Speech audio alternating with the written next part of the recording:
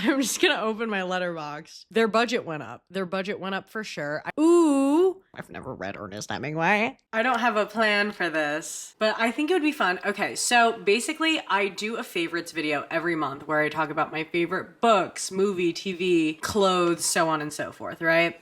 However, I thought it would be fun to go through an entire, just like a list, just go down the list of every movie that I've watched this month. So I'm gonna go through my Letterboxd and we're gonna chat about it. Also, hi, if you haven't been here before, I'm Angie. I just love stuff. I love stuff and I love media, and that's what we talk about on this channel. Okay, so let's do it. I'm just gonna open my Letterboxd. Okay, so yes, I've watched all of the Descendants movies this month, and that's how we started off the month. I watched 1 through 3, and then I watched the new one, The Rise of Red, and I have to say, they were all worse than I thought they would be.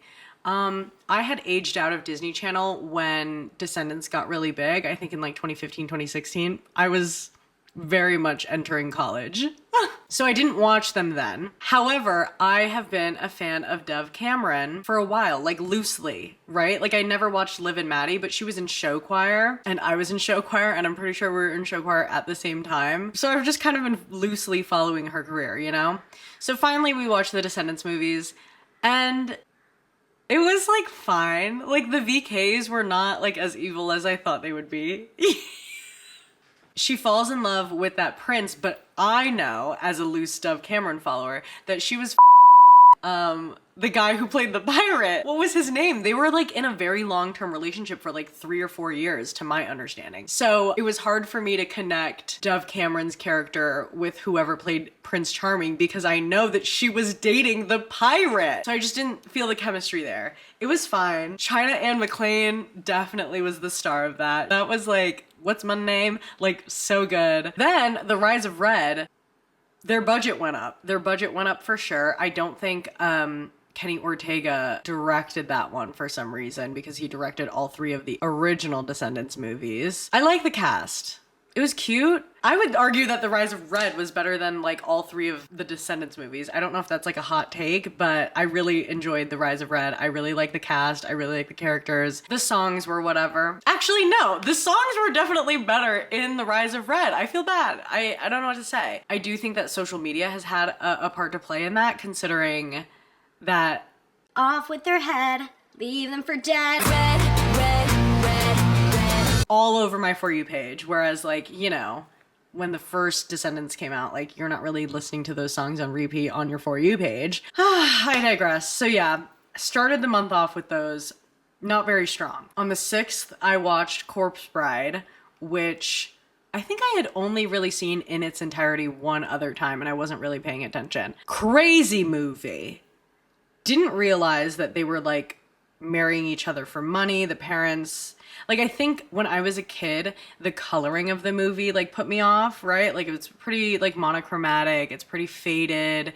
It's, like, blue and gray the entire time. Not really invested. Don't really know what's going on. But that story was crazy. And Emily was done so dirty. But it was nice to see a little girl power there, right? Like, it was nice to see that in the end, Emily was a girl's girl. And she said, listen, like, that's not my man. I had my chance.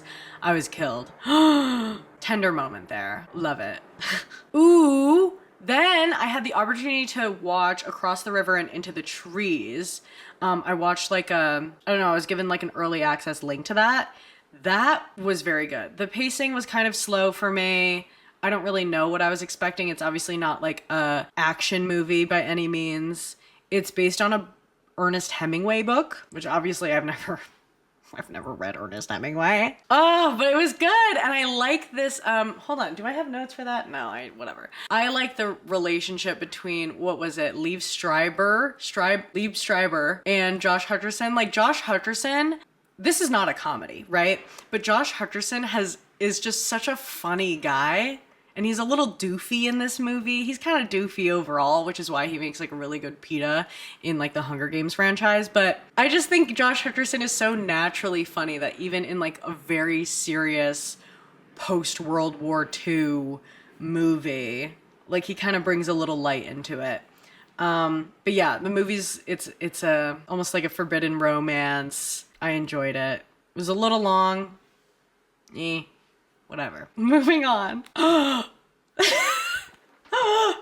Anna Kendrick's directorial debut, Woman of the Hour, based on a real story. Holy cow. It's a story of a real life serial killer who goes on a dating game show. This is like the late 60s, early 70s. He goes on an episode of the dating show and he's one of the contestants, right? And it's one of those situations where we have the woman and there's a wall and there's 3 contestants and she's asking questions and doing like a little interview situation. He wins a date with her and they go out for dinner. It is so heavy. It is so heavy. And as someone who currently lives in Los Angeles and lives with anxiety, it just keeps you on the edge of your seat. It's like you can't look away. You want to see what happens. I think she did such a good job at capturing how women have to feel every single day, especially around like strange men.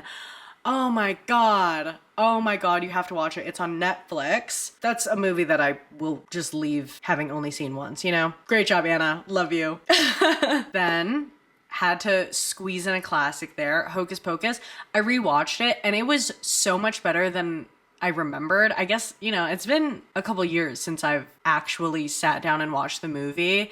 I think it's just one of those things where it's just generally now in the cultural zeitgeist enough to where you think you've seen it all the time, but maybe you haven't, right? We see the Sanderson sisters dress up. I went to Disneyland recently and they did like a Halloween thing and you see them there. Yeah, so like you just forget that you actually haven't seen the movie in a long time. I loved it. Yeah, I don't know. Oh, and also the fact that it takes place in Salem, Massachusetts. I don't know, man. I say this all the time, but I'm an East Coast girl, and especially in the fall, like obviously they didn't film it in Salem, Massachusetts, but like it's just really immersive. It just like makes you walk down memory lane and you look at the trick-or-treaters and the environment and it's just so cozy. I don't know. Loved it. Then I watched M. Night Shyamalan's Trap. And I had seen the trailer a couple times. It didn't look great, but I was intrigued to see like a concert environment and how this will play out at an arena or a venue. What can I say about this? Number one, M. Night Shyamalan has publicly said that he made that movie so that he can showcase his daughter's music. His daughter played the pop star Lady Raven in the movie, and I had seen that interview after watching the movie. But during the movie, I was thinking to myself, wow, I really like this girl's music. I should look her up. Maybe she's a pop star. Like maybe she's an aspiring like artist trying to get her name out. So I think if the goal was to get his daughter's music out there, I think he did a great job. I love her music. I will be looking her up. The actual movie, it just kept going and going and going. And you know, you think it's over and then it's not. And then some other twist happens and then you think it's resolved. Like it just really kept going on. And I think with 20 minutes left, I was like, I cannot keep watching this movie. Why are it's still going? We still haven't caught him. He's escaped again. Like, I don't know. It's definitely fun. It's a fun movie. So if you want a fun time, a roller coaster, you can watch it. I have to say, I think the performances were really, really strong from everyone except for the main character. What's his name? And I don't know if that was intentional, right? Like, I don't know if he was bad because it's camp, you know? He's supposed to play like a psycho killer dad. And I thought his daughter did a really great job. I thought the pop star did a great job. I thought the wife did a great job. Everyone was great except for Josh Hartnett, who plays Cooper. I hadn't realized he was in Oppenheimer. I don't recognize him. I don't know any of these movies. Do y'all know any of them? I don't know this man.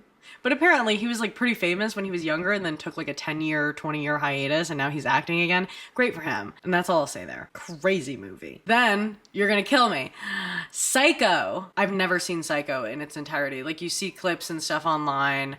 You know, like general stills, like and the shower scene, like you're aware of these things, right? But like to sit down and watch the movie is entirely different than like knowing about it. So I watched it for the first time the other day. So good. And what I have to say is I like older movies because they have to like shoot it on film and therefore they don't want to waste the film. They can't do it over and over again. They don't want like extraneous stuff because that costs more money. I like when a movie is simple. I like when every single frame is intentional and no scene is wasted. I want to be fed the plot sometimes. I want to turn my brain off and just watch a movie. And that's what this did for me. I love it. Another thing, which is crazy to say, when the show Bates Motel came out on TV, what was it, ABC, HBO? Whatever, doesn't matter. I was a huge fan of Bates Motel. I watched that show religiously, and I knew that it was based on Psycho, and it was kind of like a precursor to the actual movie. That show went on for seasons. And I loved that show, and I had never seen the movie. And you know the plot of the movie, but like, I don't know. It was a nice little bow to my love of Bates Motel, the show. And now I no longer feel like a poser, you know, because I used to go to Universal Studios all the time and go on that damn tour and look at the Bates Motel, and now I've seen the movie. Okay. And the last movie that I watched this month was a movie called Your Monster. And this was another situation where I got like a pre-screening link and I got to see it a couple days early, but it is out now, and I have to say, it was so good. I'm like giggling because I watched it last night, but it's like if you like Beauty and the Beast, or if you like Avatar and stuff like that, like it's kind of like that in the sense that there's a human and there's a beast of some sort. And the monster, maybe I need to go to therapy, you know what I mean? But the way that the monster defends her and protects her, basically the main character is going through like this insane breakup. Like that whole situation is already crazy. The way her ex did her was like, it was giving Midsummer. It was giving like this girl is grieving and does not know what to do with herself. She's self-destructive, trying to navigate life, and no one is there for her. You need to watch this movie. You need to watch this movie and let me know what you think. I don't think it's just a Halloween movie. I think it's a Valentine's Day movie. It's a love story that just happens to be with a little monster. That was my oh my god. Anyway, I'm ranting and talking and ranting and shut up.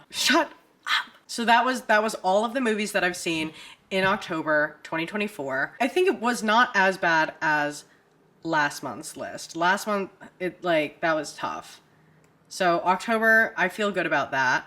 My yearly movie goal for 2024 is 150 movies. We're at 115 right now. So let's see. I have 35 movies left that I need to watch this year, and I have 2 months to do that, which means I have to watch 17 and a half movies for the next 2 months. Can it be done? Yes. Will it be done? I'm not sure. I do have a bunch of vacation time coming up from work, so I might just spend that entire time just busting through movies. We'll see. Hopefully December will be my strongest movie month. But anyway, so this is a new series that I'm going to be doing every month, just every movie that I've ever watched on a monthly basis. I hope you join. Let me know if you've seen any of these movies and what your thoughts are. If you agree, disagree, LMK in the comments. And I will see you next week. I love you so much. Bye!